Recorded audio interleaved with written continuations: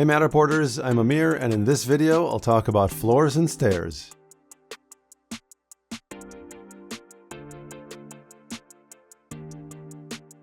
When you're scanning multiple levels, you have to specify which floor you're on in the Matterport app.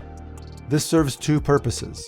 First, it helps you better position markings, and second, it clears out the minimap so it's easier to tell what you're scanning on a floor-by-floor basis. For multi-floor structures, it's best to start by capturing the lowest floor first. Scan the entire floor from one side to the other. Then scan up the stairs, being careful to scan every 3 steps.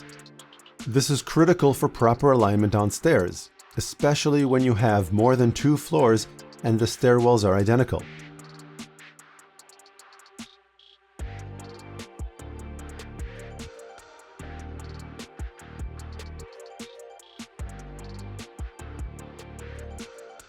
Once you reach the top of the stairs, create a new floor in the app and continue scanning.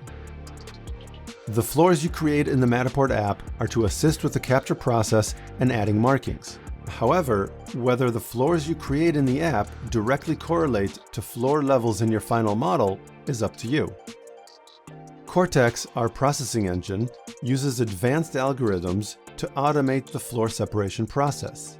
But you can disable this and have the process digital twin reflect floors as you have them set up in the app.